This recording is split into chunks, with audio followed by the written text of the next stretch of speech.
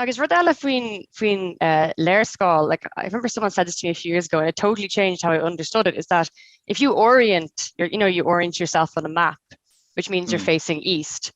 Like, think about that in terms of Irish. I'm sure you know this already, but I'm talking to people at home.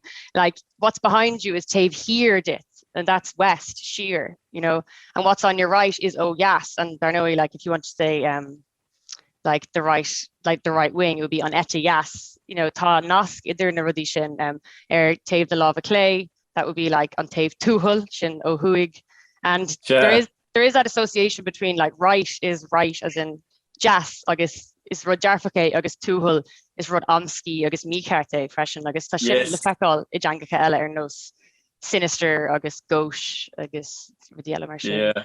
Agus tá sin anna chatíanta sa gailen, fiú bhain mar luigh an son Crán Tuathal, our highest peak. A Crán is kind of a hook shape, but it's facing the wrong way. So it's not facing. But an fáil is sin nás is very mioracht. Ma hArda fiachant oh yes, if it's south facing, it gets the sunlight. You've got better land there. It's drier. So there's always more of a tour demand for south facing land, right? And people face their houses that way as well for the same reason, to get the light, and it's lovely. Yeah. Yeah, but it's confusing because when they do it with houses, it's the reverse because it's the back garden. They're like, it's a north-facing house. It used to always confuse me. It would be the house faces south, but the kitchen faces north or whatever. You're going to blow my mind now. Yeah, usually, spatial. Yeah, because I was reading about that. They were saying there's reasons in the Bible. There's things to do it left and right, why one is better than the other. And, that they used to force even left-handed children to write with their right hand. But I didn't know about the Federmore. Yeah. Yeah, but even again, like left hand is katog, a left-handed person, which comes from katach, meaning awkward, like so a left-handed person, even in the language. And then your law of yes is like das is nice as well, So again, you have that kind of cleana, that bit of a bias there in the language itself. But if you want to take it to the next level, level up. If I was going to Black Cleanish, ni vinche dul ohuig. No sir directly. I would egdal siro huig. Okay, yeah. Yeah. And northeast siro huig. And if I was coming home again, I'd be taft and neja duig. Yeah. Agus Darnoe is not kind to sin hánig sé in near duig. Completely, and that's lesson goy rish mar degan tagan goy, the wind comes near an ass from the southwest us, but wahagan sé near a duigart. As our storm recently did, you're not expecting it. That's where that comes from. Oh, wow. I wasn't expecting it. It came from the northwest at me. To my shame, I would not have known which direction the wind comes from. Usually. Agus tá níos mó faoin mí freisin nach bhfuil. An ghaoth duig, the wind from the north, bíonn she cruig, she's hard day. Agus curtain she fucht der rine, she puts cold on people, she makes them cold, we'll say. So do I say she again, think about the genders nurse. The wind is feminine, yes, but very true, when we get a northerly wind, it tends to be cold. On goya nast, being she tash, she's kind of there's a dampness to it, it brings rain.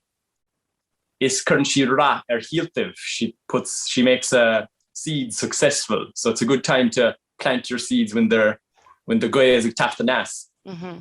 Then on goya near, being she feel is current she lientiv, so she fills the nets with fish, and that's because they actually are pushed in from the Atlantic into our nets, which are farther inland. So there's keel again, since to that. Wow. And then a goya near, there's two versions to this one. Goya near being she trim, so it's dry, you don't get rain from the east. August current she shukishtiha, frost in the night, or brat erchuide, which is brat schnachta, kind of a blanket of snow on the sheep. And that does happen. Snow comes from the east very often. So the beast from the east of Vinci de Roshin, leis prehistorica. Wow. Tá like cool me sin Hannah near Higgis Garau fear now agus green notes the question. No. Tough you know, all right. But Kaunella, another one that I think is very wise, I actually just found this earlier. Sir gach shir fiera here. So I haven't heard that until today. Sir gach shir fiera here. So if you keep doing the same thing, you'll end up back where you started. You won't make progress. So the sense to that is if you go far enough east, you'll end up back west. Oh yeah, yeah. There's sense to it, but I like that one now. Hadn't checked more them. Ionach spatial. Agus on just the Dollarashkity and Gui, it's actually easier to understand in Irish. For all the, we said it was more difficult there with the aduaidh and as in Merla, Nivek is a good Codisbreel and north wind. Like, does it go north or come from north? Yeah, exactly. The northwesterly wind, like, is it coming? Yeah, in Wales get touched with a focal or laown because there's a specific word like aduaidh. It's from the north, which we learned. So yeah, it's actually dear Queen Mary. Shin hasha vadni salera. La clearer. Bua Ella dun Gaelga.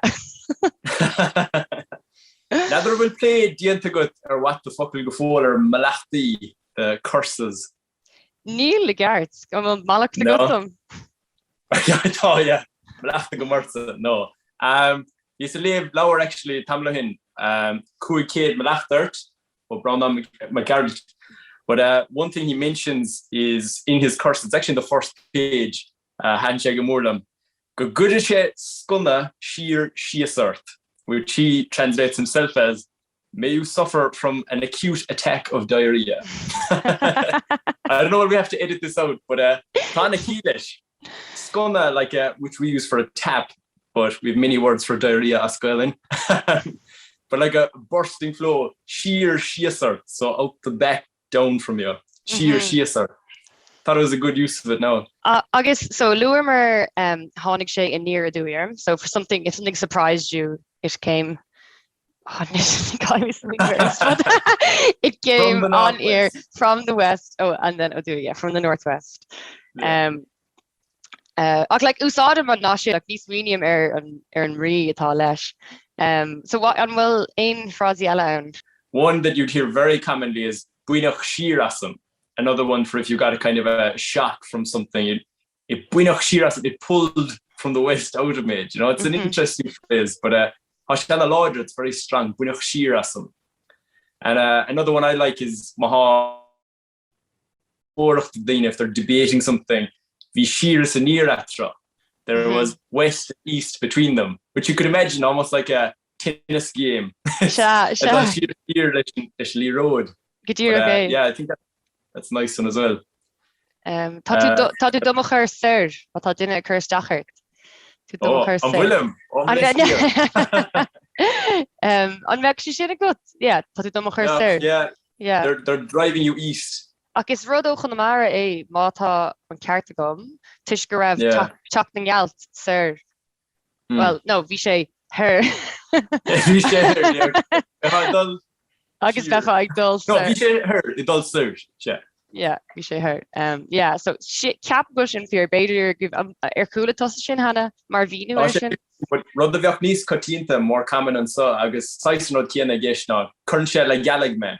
It sent me to the moon, like, that's if it really annoyed you or you'd be really brain ballyhead, you're really sick and tired of it. Kernshella Galigman. I guess I know it's on went either like leg galig, I guess Dirt Mishagraf Chachna Galt her, Mar and Darrod Cillian Shay, like Galt Cillian Shay, the moon, but like in English, like a lunatic. You're sending me crazy. Yeah, you did it. Oh, a big one. If you're on a night out, Kashira no Kahanire, you'd often hear that. So to throw it back, not to throw it away. So a near, I suppose, from the west, away from you. Shut down a Christian to a niche severe of you. It's a kind of shin them voher madden. Would say around towards the end of the summer when the cows come back into the shade, they'd be back in milk, is what we say in English. But so Gaelan, I guess hashi aun o folklore don and Canuck Mer Shinner Madden. Mavin the bash sheer savannah. They're tall banne, their yield of milk starts to go back. So we have sheer as well, which means west, but it's often used for going back. Oh, like yeah. I'm too much of a dove. Wait, so what does back in milk mean? That back in milk, they have less milk than they may have heard. Oh, Kegum. Sorry, I thought you meant like they're back in business. Like. No. They're back in it, yeah. But talking to you on sheer. Yeah. Because it doesn't make sense in English. I just hadn't thought about it before. They're back in milk. Like you'd say, you'd imagine they're milking again. Yeah. But, she'd sheer savannah. Takila shin. Oh no. Oh, it's bralum and Tola Sean. You've actually gone reef. Sinead, so on job I Yeah. forgot. And as well, you hear that with time. I have here hArda shin a bad sheer. So that's fado. But again, it's west, it's sheer. Like it's fatal mission or fada hishkent, but then when it comes to actually, you know, you're on the phone to someone and you're in the car and they're like, where are you? And you have to say, I'm coming from like to make chocolate. Tá you're only coming to Ochna or la. Yeah, can't do swing of a stock, but mar dirtu, they're here to dahi, ag dolo Ochibonga hotel, after all, Scott and Son. Yeah. But people long ago didn't do as much traveling as we would do, you know? Like, I was talking to my grandmother to go to the fair, which was about 3 miles away, was a big deal. It was an annual ordeal.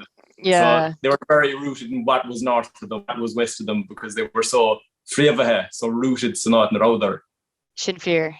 Well, Visha Shin out fog, you're good Shane. And if everyone wants to learn more from you, Martha Gillooly, Greece, Lorraine to go, like it's been Shay, I have a good communic TikTok on a at Kerry Cowboy. At Kerry Cowboy, August Instagram Coma. Instagram on Kena at Kerry Cowboy. There, yeah. Okay. Okay. August talk Twitter a good co ma and as I said, Shane is Súilleabháin or Twitter. Crema over the show in Scotland, or no, he's sweet Savuska. And Shane is an ambassador for Seaghan Ó Súilleabháin this year, so you might have seen him in the Irish Times and the Independent and all over the place. So, gach ra it's Shane. August gur míle maith as a velum what the fuck in you? Mar dúirt me go bhfuair an tribléad vensa gur míle maith. Slán lad. Slán go bhfuil. Okay.